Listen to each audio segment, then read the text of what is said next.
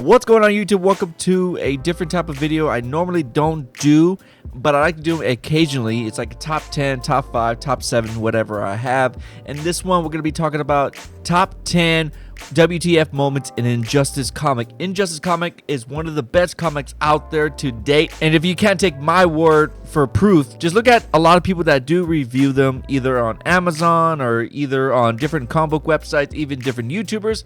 All of them would tell you that Injustice comic is one of the best ones out there. The Injustice comic is so good because they have a huge variety of a different storyline because it takes place in a Elseworld, DC universe, which makes it great. They have the freedom to write whatever they want, and I'm glad that DC did this because it gives writers such as Tom Taylor an open view of what could have happened or this happened. It has so much of WTF moments where you're like, what? That just happened? So we're gonna start off with number 10, and number 10 is Plastic Man. Plastic Man makes his first appearance in a spin-off story for Injustice.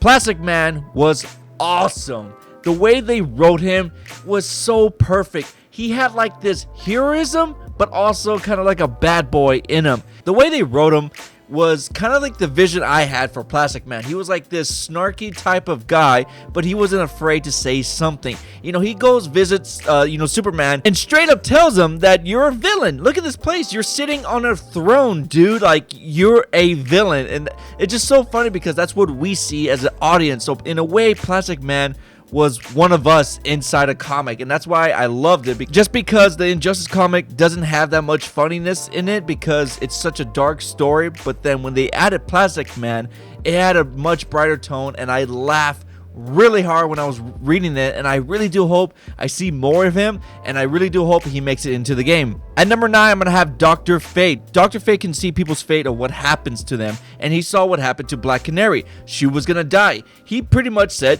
F that. I'm gonna help her out. I'm gonna take her to a different universe where there is an Oliver Queen, and she can have a family with that Oliver Queen. So Dr. Fate found a different Oliver Queen. He didn't have, Sarah. Sarah is Black Canary. So it worked out all in the end. And everybody believes that Black Canary died through the hands of Superman. And that was one of the moments where I was like, holy shit, this just happened. Dr. Fate was very vague in the comic book, but when he was in it, it was really nice. They had the Tower of Fate, of course, but seeing Black Canary still be alive and still carrying, Green Arrow's baby was such a nice tone. And I like how Dr. Fate just said, F this. I'm tired of living this life where I have to live by these rules. But I'm pretty sure down the line he's going to have some consequences because of that. And it also leaves an open door, for Black Canary to come back and probably whoop Superman's ass. She did a good job for herself, but fighting Superman, it's impossible to beat him. At number 8, this is kind of like a two-parter, but I'm going to put it into one. It's Nightwing's death, but also coming back as Deadman. Now, you guys know me. When I first read the comic, I was so upset that they got rid of Nightwing just from slipping on a rock. I was pretty pissed off just because I'm like, that's how he dies, just slipping off a rock and cracks his neck. But then after a while, I let it cool down, and I really thought about it. It's just the fact that it really hit Batman to the heart, and he saw that that was his true son, and that Damian was just like this bastard son that like, I don't care about you because you don't really care about the rules I put in. Dick Grayson was the first Robin. He was like everything for me, and then seeing Batman in tears was such a just a moment. Like, the first time I read it, I didn't feel it because I was upset that he died from a rock. The second time, when I read it again, when I was rereading the whole Injustice again because I wanted to catch up, I was like, man, I really feel it. Like, I feel Batman's anger, his heartbroken, and it was just because that's my son, he died, and it really affected everybody. It affected all the villains, all the heroes everybody just stopped and said, holy shit, this really just happened. Like, everybody calm down. Somebody just died, and it was, Batman's, son. It was Batman's, first Robin, but the way he likes to think of it, it was his son. At number 7, I'm going to have Chip versus Superman. Now, this one was one of the best moments in Injustice, just because, you think of Chip, right? He's just like this little squirrel taking on Superman. But in reality, Chip can actually beat Superman if he really wanted to. Chip is so small that his constructs can be smaller, and they can go into people's brains. So he was affecting Superman so good that eventually Chip could have won, but Sinestro came and saved Superman, and that's how it all happens. And then Chip dies, and that was just like, what the hell? Like, it's kind of one of those moments where Squirrel Girl versus Thanos. It was kind of like that kind of moment, but seeing Chip, who doesn't get that much love, but end up having one of the biggest moments in a Justice comic, because he could have beaten Superman. And imagine that. Imagine if he did. That would have been told for years that a squirrel beats Superman. At number 6, I'm going to put Superman's tweet. Superman came out and said that Bruce Wayne is Batman. Just because... like, I guess he's a sore loser, but seeing that in the comic was so awesome because, we live in a society where everybody tweets something, everybody posts something on Facebook, Instagram, whatever you want, and Superman did the most easiest and sleaziest thing to reveal, Batman's identity. Now, everybody knows that Batman is Bruce Wayne, and I just thought that was funny. At number 5, I'm gonna have Alfred whooping Superman's ass. Like, it was one of those moments that you were just like, yes, and it was just like, oh my god, did this just happen? I had a big smile on my face when I was reading it. Just seeing Alfred take a super pill and whooping Superman's ass was just one of the best pleasures in the comic book history, in my point of view, just because you never see that happen. You never, ever. Only in an Injustice comic you get that kind of moment where you're like, anything can happen. And then the fact that Alfred did it in a very polite way was even better. At number 4, Harley Quinn comes out and says that she had a daughter with the Joker. Yes, that was a big shocker to me. I put that at number 4 because the other ones really were like a big shocker, but this one was one of those, what? Like, hold on, did I just read this right?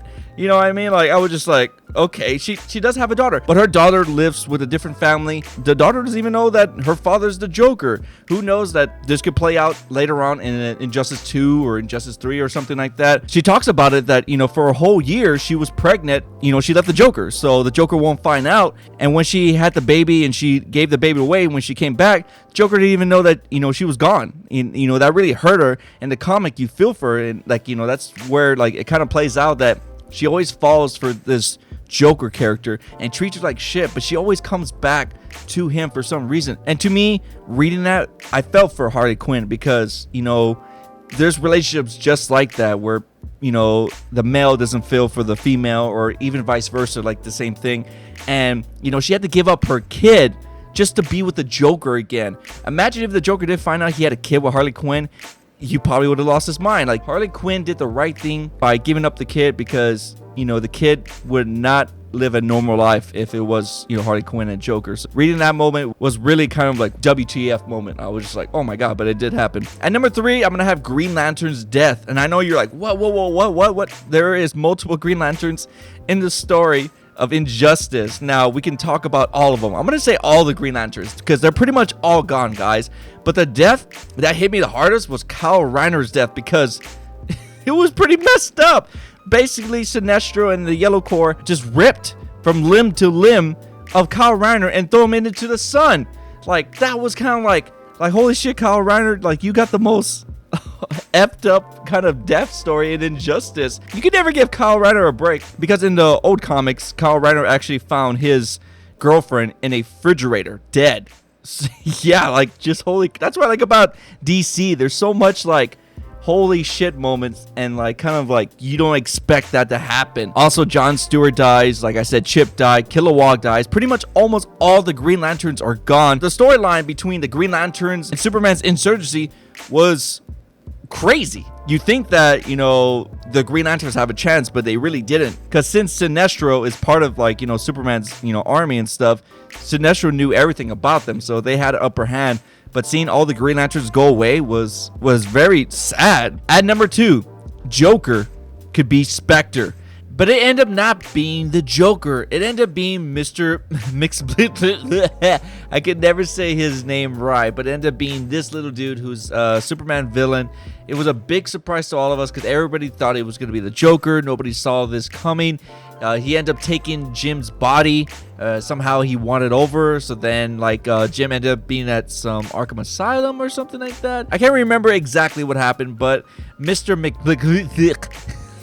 I'm sorry, but the name is so hard. Whoever thought of that was like the biggest troll ever. The fact that we could have gotten, a Joker as Spectre would have been even worse. But, this guy end up coming out, saying that he took the body of Spectre. It made sense because he has unlimited power, you know what I mean? He can enter, the 2D world and 3D world or something like that. He's just an overall power being that he ended up fighting Tragon. I don't know if you want to add that to how badass this character is, but this little dude, fooled everybody. And that was a big reveal to me because I never saw it coming. This is a very low tier villain. Not that many people know he's a Superman villain, but once I saw him in the comic book of Injustice, I was so surprised of the outcome. Now, my number one, it's not gonna probably be everybody's number one, but to me, it is my number one, is that Batman kills the Joker in Superman's dream. In Superman's dream, he was like in this kind of Elseworld story that, what he visualized, what could have happened. In the dream, Batman is actually the one that kills the Joker. He snaps his neck inside the Batmobile because he knows eventually that, he has to do this, because if he doesn't, then we would have got the whole Injustice storyline where Superman becomes like this dictator. And Batman saw that in Superman's dream. So seeing Batman, break his rule just to save thousands, even probably millions of lives of Superman turning rogue, was such a nice feeling because it tells you a different story. What could have happened if Batman did do that? Superman lived a normal life. Batman did his time in jail. They hug it out and everybody is happy. We could have got that storyline. And to me, reading that was like, wow, that, what if Batman did snap Joker's neck and actually did his time, came out and saw a new world order where Batman visualized, this is what I wanted. This, Superman killing Joker, that's not the universe I wanted. And you've never seen Superman so happy. Like, if you think about it, we wouldn't have Nightwing dead. We wouldn't have all these heroes, turning to villains. We won't have villains teaming up with heroes. In a universe, that could have happened. So those are my top 10 moments. There are some audible mentions I could put. Superman breaking Batman's back was nice. Superman and Flash having a nice conversation while playing chess. Catwoman, comforting Batman through the loss of Nightwing. There were so many great moments. Superman joining the Yellow Lantern, Corps. There were so many moments that, I wish I could do like a top 50, but those are my top 10. And I want to hear your guys' top 10. But if you want to know what's my most favorite Injustice volume, it will probably be Injustice Volume 3, just because it deals with a lot of magical characters.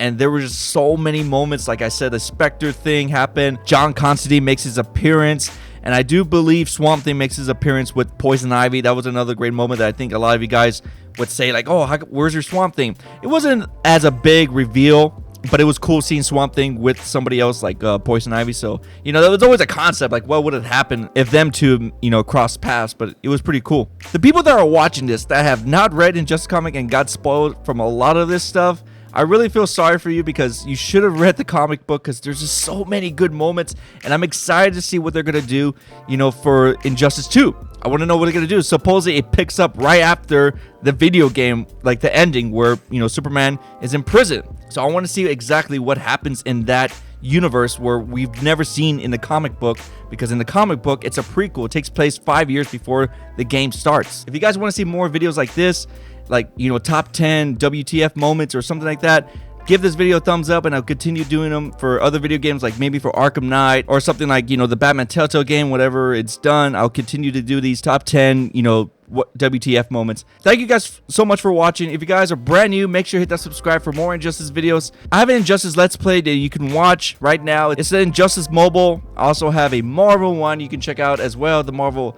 Champions one. Those are two Let's Plays. I would recommend you checking them out. Thank you guys so much for watching. My name is JaeRoar, and I just hit you with I want to punch.